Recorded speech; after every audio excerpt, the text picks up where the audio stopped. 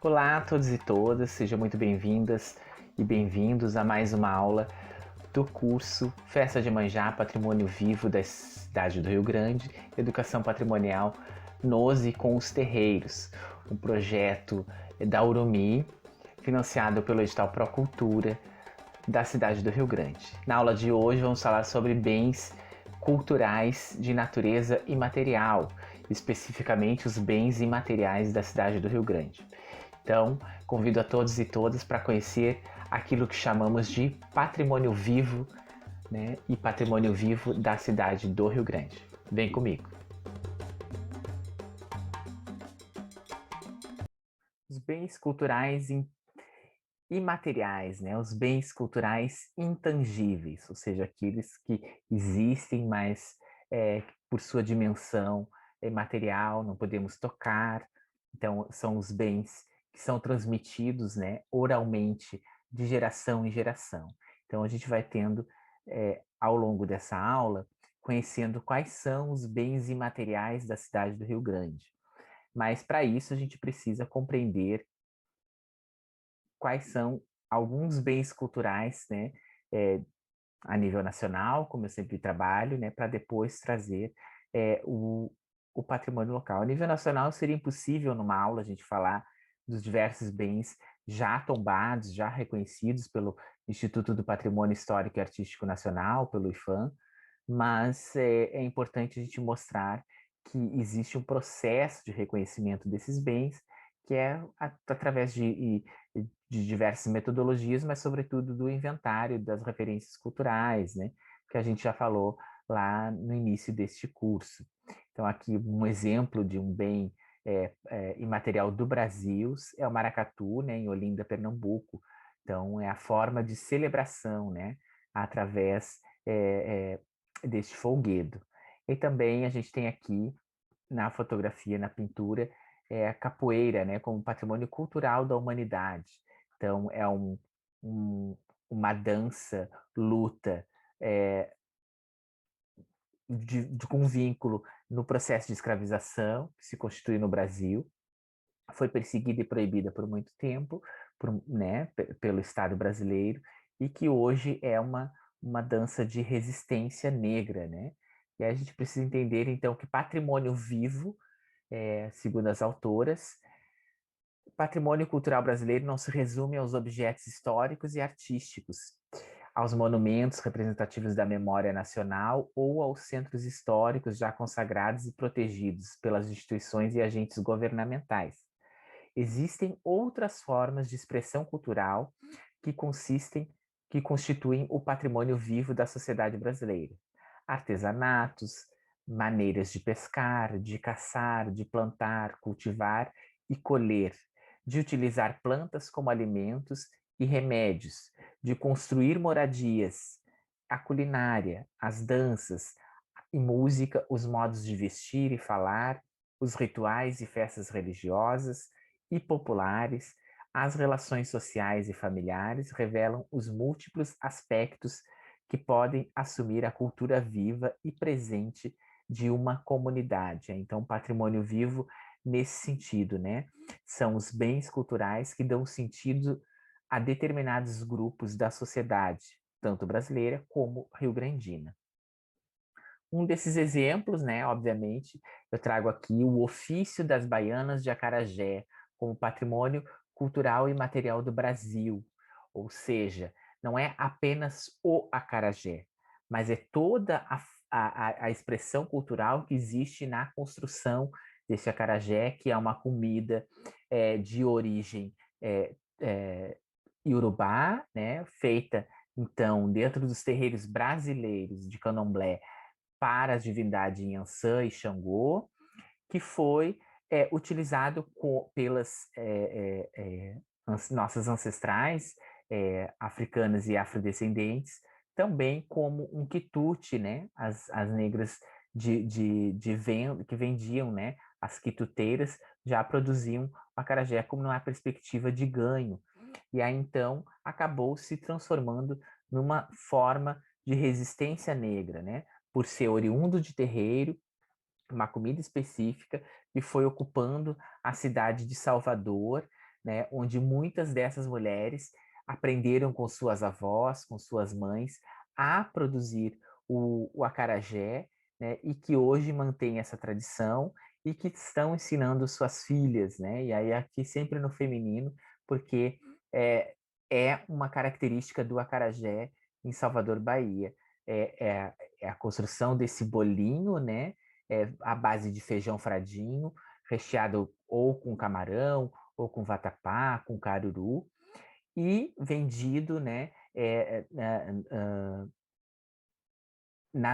Nos seus tabuleiros antigamente, e hoje nos seus quiosques de acarajé, e é todo um processo, né? Desde a compra do camarão, da escolha do feijão, o processo de deixar o feijão de molho, enfim, é toda a construção e a simbologia de resistência da mulher preta baiana que está sendo patrimonializada. Então, é o ofício das baianas de acarajé que é patrimônio e que dá identidade nacional. Em nenhum outro lugar no mundo você vai ter o acarajé nesta perspectiva social, cultural e de resistência, né? Você pode até comer um acarajé se existir alguém perdido lá na França fazendo um acarajé, mas ele não é a mesma coisa do que este contexto sociocultural da baiana do acarajé, o ofício da baiana do acarajé. Então, é por isso que é um patrimônio cultural e material do Brasil, porque é especificamente brasileiro. E de igual maneira, os doces de Pelotas, que assim como o acarajé está vinculado também ao processo de escravização, de resistência, à questão religiosa e litúrgica dos terreiros de Candomblé do Nordeste, o doce de Pelotas está vinculado à escravidão em função das charqueadas, né?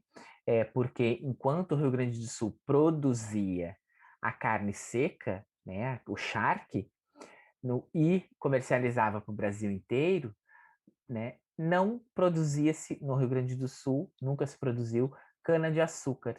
E aí, então, enquanto se exportava a carne seca, né, o charque, para o restante do país, Pelotas, então, e o Rio Grande do Sul como um todo, comprava, né, o açúcar vindo lá da região Nordeste. E a partir desse açúcar é que se vai se construir de diversas formas os doces pelotenses, tanto os de origem europeia, mas também alguns de origem dessas mulheres negras, né, de ganho, as chamadas então escravas de ganho, as quituteiras, as quitandeiras, que produziam também esses doces, né, para comprar a sua liberdade. Então, eles tanto está no contexto da elite pelotense quanto da escravização. E é só por isso que o IFAM, em 2019, reconheceu o doce pelotense como patrimônio imaterial do Brasil, né? Não só da cidade de Pelotas, a cidade que a gente conhece hoje, mas da antiga região de Pelotas, que aí compreende Canguçu e outras cidades da região, que também eram cidades charqueadoras, né? E também produziam os doces, não apenas esses das fotos, mas também os doces que a gente chama aqui no sul de as compotas, as geleias, enfim, que de modo geral estão vinculadas à economia agropecuária do século XIX. Então é por isso que a tradição doceira pelotense tornou-se patrimônio imaterial do Brasil. E Rio Grande? Rio Grande não tem nenhum patrimônio imaterial reconhecido a nível nacional. Pelotas tem o doce, né, imaterial, o modo de fazer o doce, os doces pelotenses, e Rio Grande tem todos os patrimônios imateriais do município, a maioria deles são tombados a nível municipal. E aí, na última aula, eu vou explicar direitinho como é que se dá esse processo. E aí, um deles é o modo artesanal de produzir a jurupiga, né?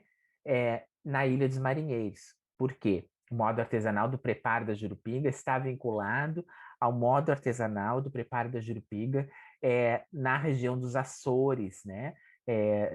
Ou seja, é uma tradição que veio com os açorianos e com os portugueses, né?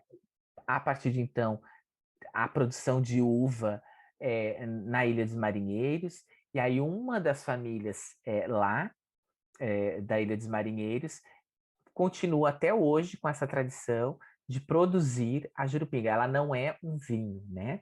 Ela é, preparada antes da fermentação do vinho. Então, é um processo muito artesanal, o engarrafamento, todo o processo, desde a plantação da uva até o engarrafamento, né, o envasilhar da Jurupiga, ele é todo um processo artesanal que é reconhecido a nível municipal.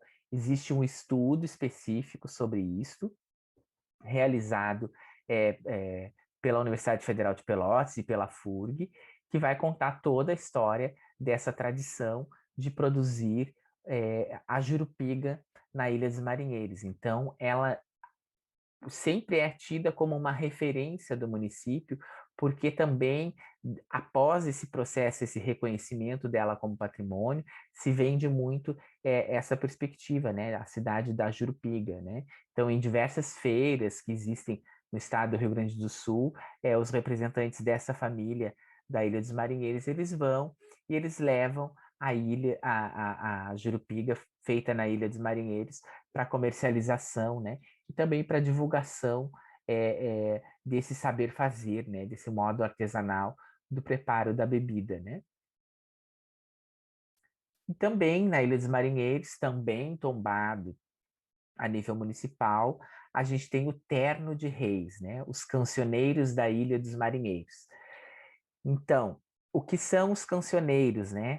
É uma tradição também vinculada aos Açores e à Ilha dos Açores e também a Portugal, né? Que colonizaram a Ilha dos Marinheiros.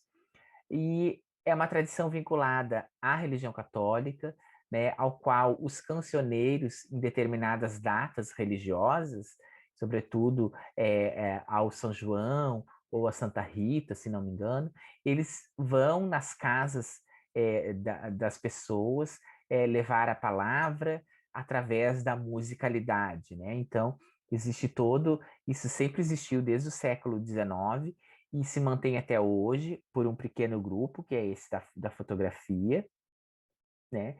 E existe um esforço bem grande, né, das pessoas vinculadas à Capela São João Batista, que é essa da foto, de patrimonialização do Terno de Reis da ilha a nível estadual, mas ainda não se concretizou, mas existe, né? Então, você chega na Ilha dos Marinheiros, você vai, vai ter acesso tanto à Jurupiga, mas também a esse processo, né, do Terno de Reis, principalmente nas festividades religiosas que ocorrem na Ilha dos Marinheiros, você sempre vai ter contato com esses dois bens imateriais.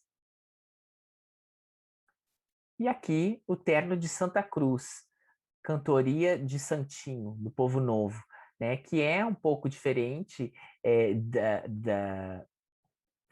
do Terno de Reis, da Ilha dos Marinheiros.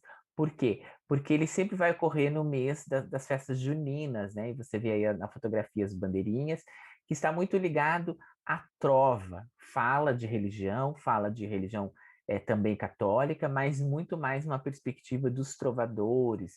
Então, o Terno de Santa Cruz é vinculado aos santos é, aos santos juninos, né? São João, Santo Antônio. Então, é da mesma forma. É o grupo de terno, os cancioneiros que vão nas residências, né? Fazer essa troca, né? Essas relações afetivas e sociais que se estabeleceram no Povo Novo, e principalmente na parte da vila ali do Povo Novo, que se mantém até hoje e que se ensina de geração em geração. Aí você vê as pessoas mais velhas e também vê criança na fotografia, né? Que é assim que as crianças aprendem, né? Então, de tanto ver, e aí também vão aprender, né, a recitar as trovas, os versos, né, do terno, que as crianças vão se constituindo e vão preservando esse bem cultural. Para nós aqui da região urbana pode parecer estranho, mas para as pessoas que residem nessas localidades, né, do município, tanto os ilhéus quanto o pessoal da área rural, é muito comum. aqui. Vocês lembram que na aula passada, quando eu falei do vagão leito, aqui está ele. O vagão leito é, então, a vagoneta, que é patrimônio imaterial, né? A vagoneta e o ofício de vagoneteiro são patrimônio cultural e material do Rio Grande, a nível municipal também. É tombado pelo município.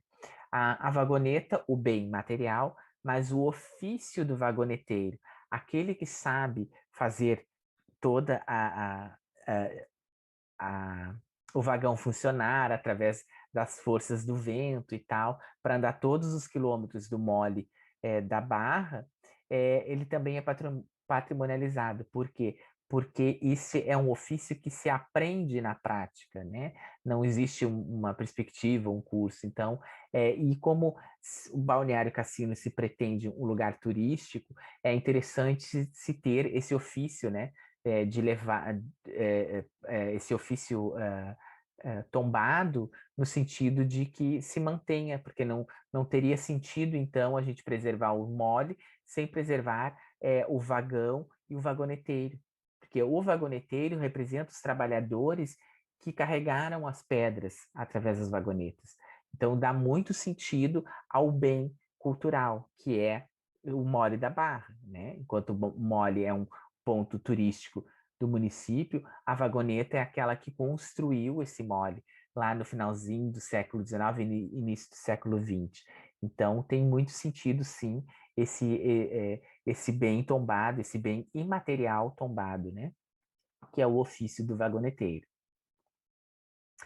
E aí o ofício da pesca artesanal, né? É patrimônio imaterial do Rio Grande, também tombado a nível municipal apenas. Por quê? Porque é uma cidade que, ao longo do século XX, ela se pretendeu e se sustentou através da pesca, né? Entanto, na grande indústria pesqueira, né? E, ao mesmo tempo, a pesca artesanal, né?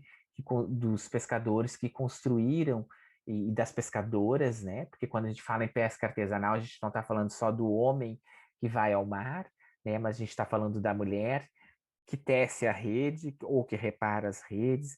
A gente está falando da mulher que cuida e limpa do pescado, das mulheres que também vão para o mar, como esta da fotografia, né? Então a gente tem uma perspectiva de gênero vinculada a um bem cultural imaterial, né? Então, a cidade do Rio Grande, ela é conhecida nacionalmente ou a nível estadual por ser uma cidade pesqueira. Então, é oportuno ter a pesca artesanal patrimonializada e principalmente para a garantia de políticas públicas de continuidade desse ofício, né? Desse saber fazer. Ninguém se senta na escola para aprender a pescar, né? Isso se aprende de tradição em tradição, de pais para filhos e filhas. Então, manter a pesca como um bem cultural e material tombado é importante também, como eu vinha dizendo, pelas políticas públicas, né? Quando é o período entre safra, através é, desse reconhecimento, né? Que se tem o seguro defeso, que se tem uma série de outros benefícios porque essas pessoas vivem exclusivamente da pesca. É o meio de ganho deles e delas, né? Quando a gente fala, a safra do camarão foi boa ou foi ruim, a gente está falando diretamente da vida dessas mulheres e homens que vivem exclusivamente da pesca, tanto aqui na costa da Lagoa dos Patos, né, mas também no Saco da Mangueira. Então, são pessoas que dependem disso. Então, a transmissão desse ofício de geração em geração é importante para a manutenção da história dessas comunidades pesqueiras.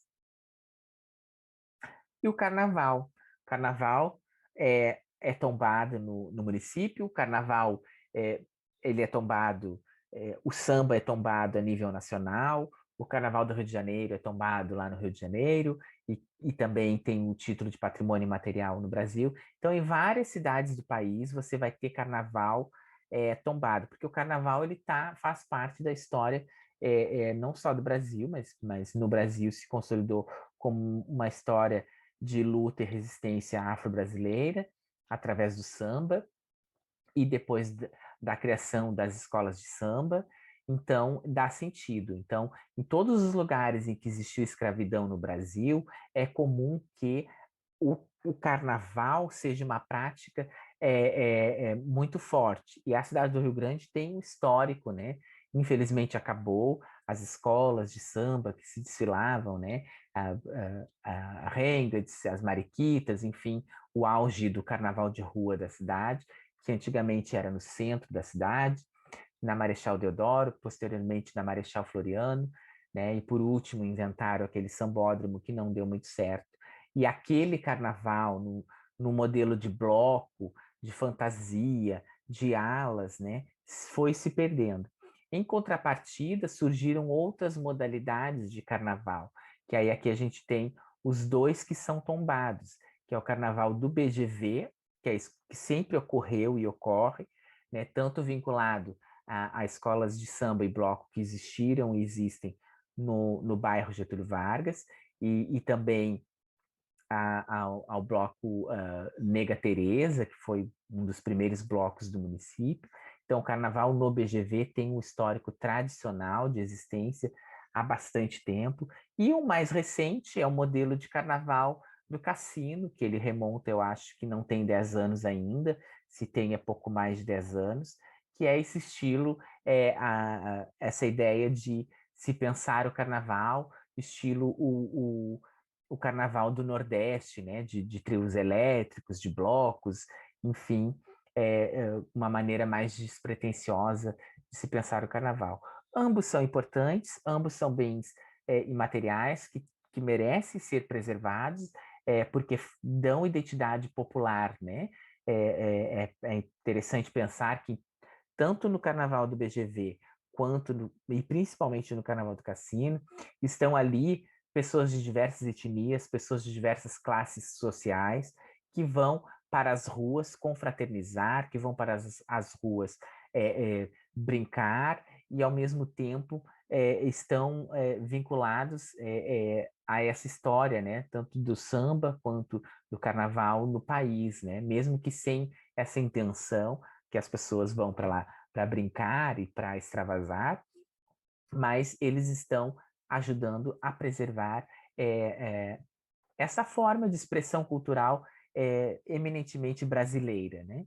Então, é importante sim, pode parecer para muitos que não compreendem o carnaval gera emprego, o carnaval gera trocas, gera sociabilidade, são famílias que vão tanto para o BGV ali assistir, né, o próprio bairro como uma forma de comunidade, comunitária, né, é, é, as suas relações de trocas sociais, quanto no cassino, diversas pessoas saem da cidade apenas para assistir o carnaval no cassino. Então, e isso gera economia para o município, né? Então, acho que as pessoas precisam parar de pensar, investir dinheiro no carnaval e botar dinheiro fora. Não é, porque tem pessoas que vivem, né? Principalmente os vendedores ambulantes, seja de bebidas alcoólicas ou de lanches, enfim, são pessoas que vivem dessas rendas, né? Dessa renda exclusiva do carnaval. São pessoas que esperam por esses eventos o ano inteiro para ter uma renda extra para suas famílias.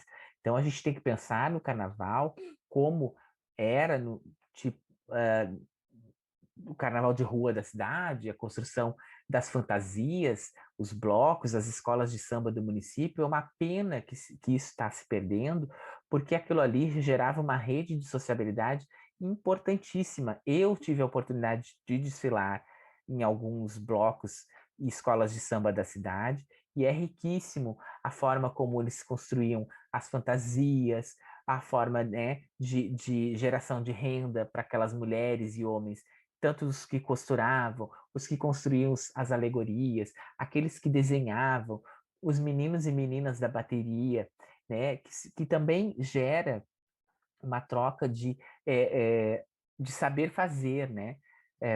Eu, por exemplo, eu não sei tocar nenhum instrumento musical, mas diversas crianças e adolescentes aprendem isso nessas escolas de samba, nesses blocos. Então, é importante, sim, ter o carnaval, tanto do BGV quanto do cassino patrimonializado, mas também é muito importante que a gente olhe para o carnaval das escolas de samba do município, dos blocos do município, né? Tentar resgatar esse carnaval, tentar colocar novamente esse carnaval aos moldes de fantasia, de blocos, de alas, de sambas enredo, na ativa novamente, porque isso faz parte da história do município, né? Faz parte da história de uma cidade do Rio Grande que se pretendia industrial, de uma cidade do Rio Grande que se pretendia pesqueira, que lá durante o século XX, na década de 30, 40, 50, 60, 70, se consolidou, né? Diversos blocos, diversas memórias populares através dos blocos carnavalescos. Então, é importante, sim, a gente manter, mas também é importante a gente criar políticas públicas de resgate das escolas de samba e dos blocos do município. E aí aqui a gente também tem as festividades alusivas à Semana Farroupilha. Ela é tombada como patrimônio imaterial do Rio Grande, né? E aqui por quê? Porque algo precisa vincular Rio Grande tanto à história estadual quanto à história nacional. Enquanto o Carnaval nos vincula com a história nacional, né? Pensarmos no Carnaval a gente se reconhece enquanto brasileiros. Na Semana Farroupilha, muitas pessoas se reconhecem enquanto gaúchos, né? Então é importante, sim, embora todas as críticas que, enquanto historiador, eu possa fazer sobre a maneira que a Revolução Farroupilha é contada, né? Os centros de tradições gaúchas têm as suas importâncias, assim como os blocos carnavalescos, porque através deles se ensinam dança, música, culinária, uma série de formas de expressão, de saberes que se consolidam dentro desses espaços, né? As invernadas, né, dos CTGs da cidade do Rio Grande, o CTG Sentinela do Rio Grande, que há pouco tempo foi para a Europa participar lá de um evento, o CTG Rafael Pinto Bandeira, que participa do Enarte, diversos outros CTGs, fazem parte da história do município e é importante que seja também um bem imaterial discutido pela sociedade, né? E uma das formas que a gente sempre tem contato com essas tradições gaúchas são através da escola. É por isso que eu elegi aqui essa foto da SMED, né? Da Semana Farroupilha, numa das escolas da SMED, e acho que é importante, sim, a gente ver crianças, né? Tendo esse contato com a cultura, porque a gente sabe que a cultura salva, né? A gente está num século XXI aí, em que a drogadição e a violência está tomando conta, e é muito importante que tanto o carnaval seja percebido como espaço de educabilidade, espaço de educação, e também os centros de tradições gaúchas sejam percebidos como espaços não só de preservação cultural, mas também espaços educativos.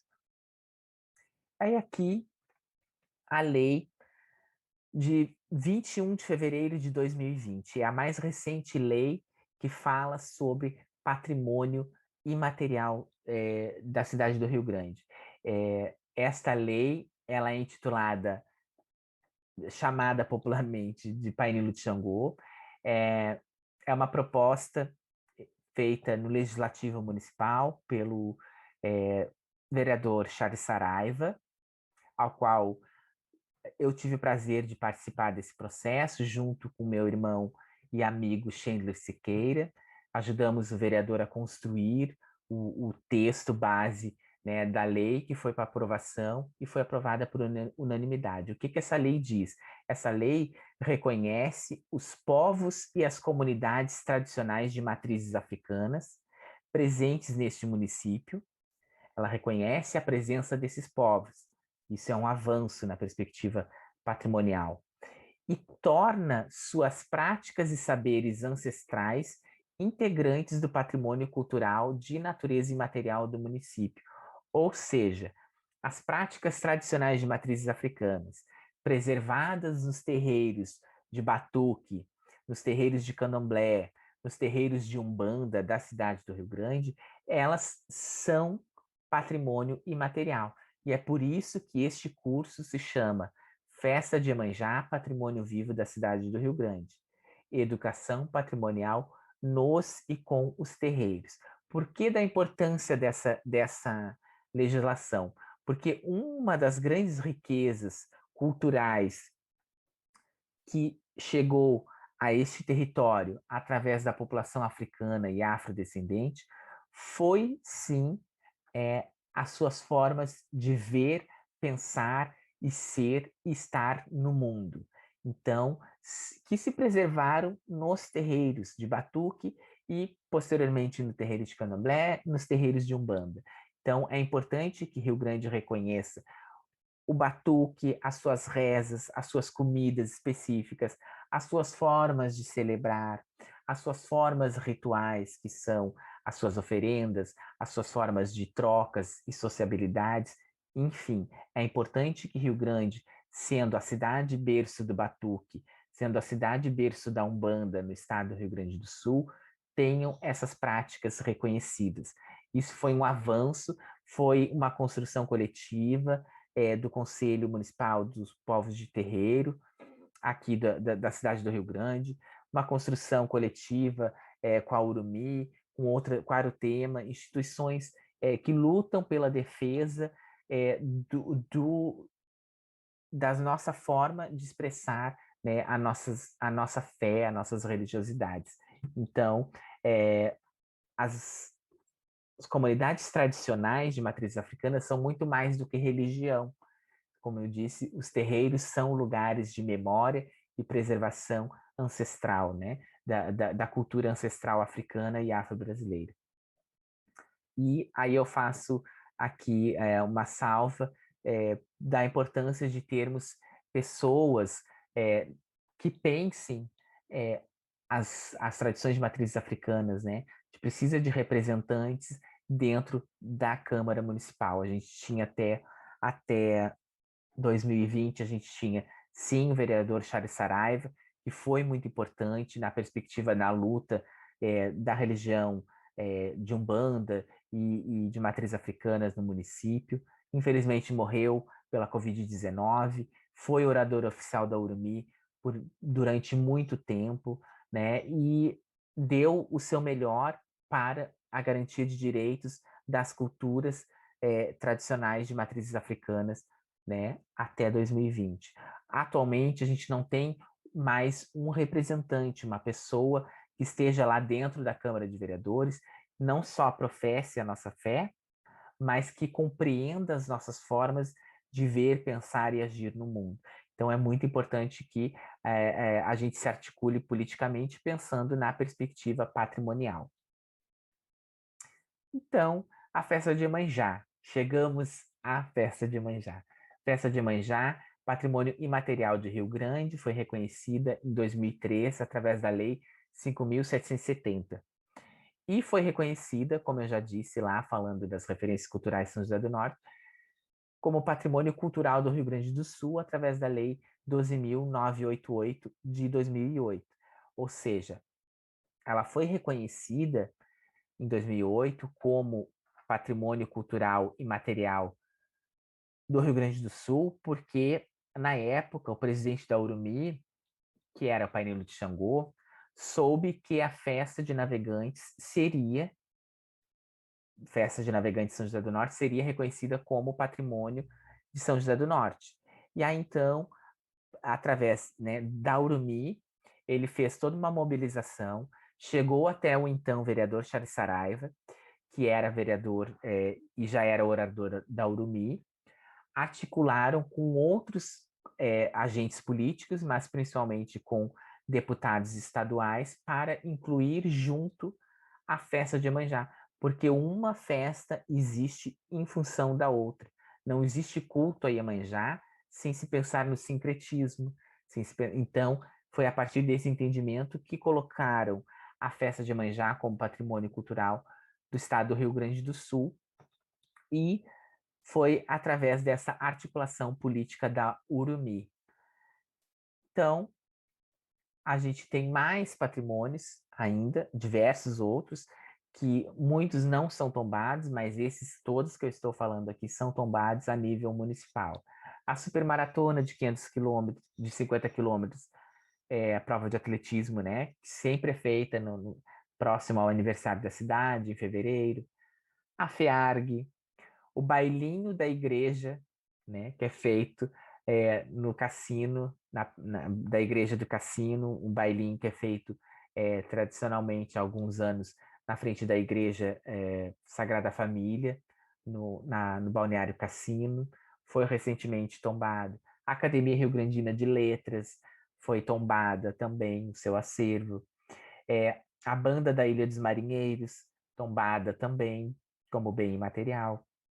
O Clube Beneficente de Senhoras, agora que senhoras são essas, eu não sei, mas é uma lei que existe. O costume do uso de veículos na praia do cassino, né? Se a gente tem que pensar que esse foi uma polêmica, porque na perspectiva ambiental, o trânsito de carros na orla da praia afeta a fauna marinha na função, né? Principalmente da questão das dunas. Ele é prejudicial ao meio ambiente, mas no cassino sempre se usou os carros. E aí, então, existe uma mobilização aí a nível municipal e acabaram, né, para que os setores ambientais não criassem lei para proibir, eles correram na frente e fizeram essa lei ridícula, chamando, né, o costume de usar veículos na praia, da praia, de estacionar, usar os veículos à beira-mar, né? A gente pode pensar que o cassino é um dos balneários que oferece pouco atrativos turísticos, mas geralmente quando os rio-grandinos vão para outras cidades, o que eles mais acham bonito, as praias que eles mais acham bonitas, são praias que não podem estacionar carros na beira da praia. Aí a gente pensa em Santa Catarina, diversas praias de Florianópolis, não pode transitar nem estacionar carros na beira da praia. Você deixa seu carro estacionado em determinado lugar e vai a pé até essas praias. Em Copacabana existe calçadão, existe pista de ciclismo e tal, mas não pode estacionar carros na beira da praia. Então, somente na excepcional cidade do Rio Grande é que fizeram esta lei que existe sim controvérsia, né? Na perspectiva patrimonial. Se o patrimônio fosse levado bem a sério, essa lei não existiria de jeito nenhum, né? E da mesma forma, uma outra lei que chama a cultura evangélica e suas manifestações. Aí a gente precisa pensar que cultura evangélica é um termo muito amplo, né? Poderia-se então se pensar o que é evangelho? Quem pratica, né? O evangelho é a palavra do cristianismo, que diversas religiões fazem, né? O cristianismo católico é evangélico, porque tem a palavra da Bíblia. As igrejas quadrangulares têm uma forma de perceber e pensar o evangelho. Tem o evangelho segundo o espiritismo, que os kardecistas também apoiam. Então, foi uma lei que não foi pensada, elaborada de forma técnica, de forma profissional, para se pensar a quem ela representa. Porque cultura evangélica não existe, né? O que existe são a religião evangélica quadrangular, a religião a igreja de Jesus do sétimo dia, enfim, diversas nomenclaturas, igreja pentecostais, igrejas neopentecostais. Então, cultura evangélica é um termo que não existe. Então, portanto, a lei ela não foi pensada de forma também séria, assim como a lei de estacionar veículos na praia. Então, pensar as políticas patrimoniais é pensar os bens culturais de forma responsável, né? Então, nenhuma dessas duas leis pensaram os bens culturais de forma responsável, porque estacionar carro não é cultura, né?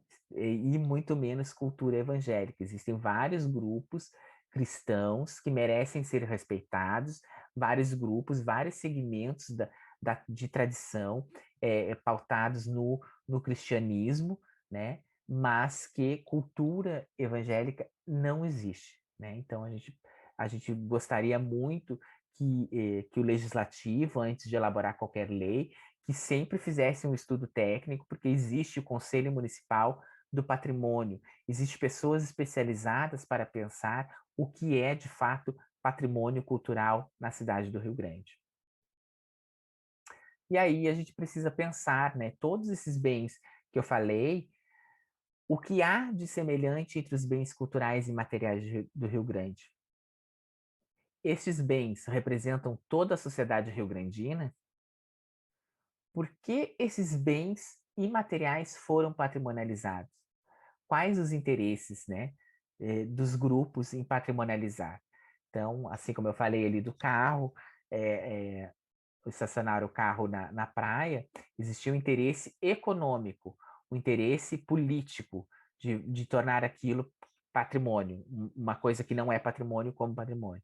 Mas pensando no modo de fazer a jurupiga, para que não se perca, né? Para que esteja registrado o modo de fazer a jurupiga e tombado no livro tombo da cidade do Rio Grande, que é, o terno de reis e também a, o terno de Santinho lá no Povo Novo e na Ilha dos Marinheiros sejam tombados também para que não se perca, que a pesca artesanal seja tombada para não apenas se perder, mas que se desenvolva políticas públicas em cima desta questão, né? E aí, por fim, pensando em tudo isso, eu concluo, né, que levando em consideração os aspectos históricos e culturais da cidade do Rio Grande, é importante perceber que, assim como qualquer outra região do país ou do mundo, esta possui seus bens culturais pautados na identidade local.